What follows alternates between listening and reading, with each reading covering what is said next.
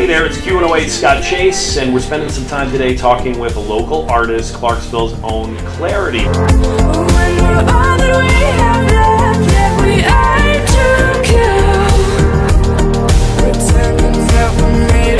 Welcome, Clairity.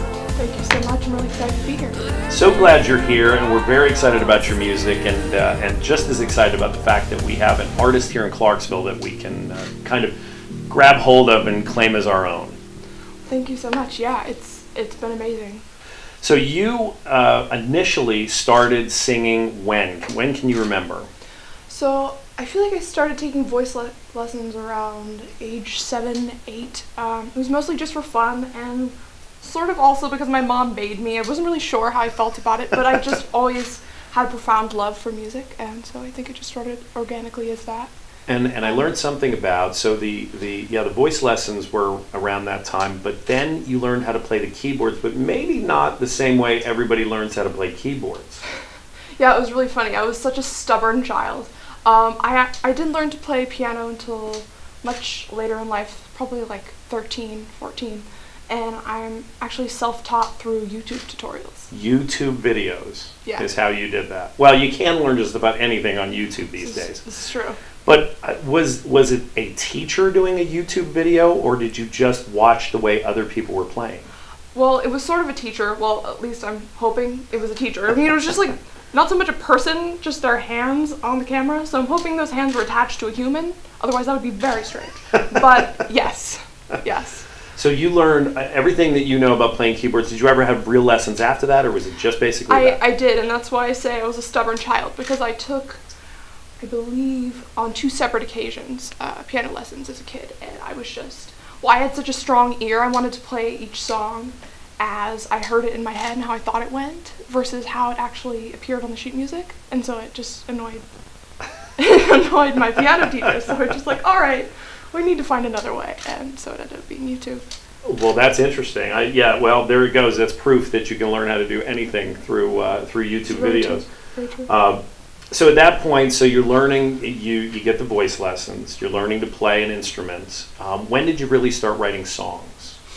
Songwriting for me, I mean, it definitely, like every other facet of my music, started very organically, and it was just sort of a cathartic thing. I was bullied a lot in middle school, and so it started then just because I didn't really know how to communicate with my peers at that point. And I would go home from school, and things I wouldn't otherwise feel comfortable talking about, I wrote about. So that was probably 6th or 7th grade, like 12, 13. Wow. So a lot of bullying going on for you. Yeah, which I feel like is very common, especially of kids in that age. Middle school, universally, just sucks for everyone. I think that's a period that's very uncomfortable, like self-discovery. You're still very young, but kind of moving into high school, which is kind of jarring naturally. But well, let me fast forward then to the song. The first song on your EP is DNA, and that's pretty much what that song is about. Yeah, you know, it's really interesting because also I think it can transcend bullying itself and sort of speak to a much larger scale of just people for some reason feeling the need to tear each other down. And I think in that song, obviously, it was inspired by experiences when I was bullied in middle school, but it surpasses that also, you know, because I think bullying, I mean, it's not unique to middle school. It definitely happens then, but I mean, it's something people experience as adults too. Well, it makes the song very relatable for anybody that's listening to it. I think anybody who's been through that experience can listen to that song and they immediately are relating to it, and you know, sometimes that's what makes a great song. Lyrics like that people can just relate to. So and that's definitely the intention. I'm happy to hear that.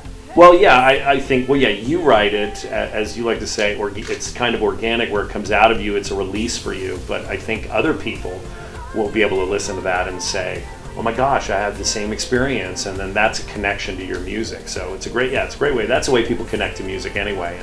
And if you're pressing their buttons, which I think you're doing with DNA, then I think it'll do really well.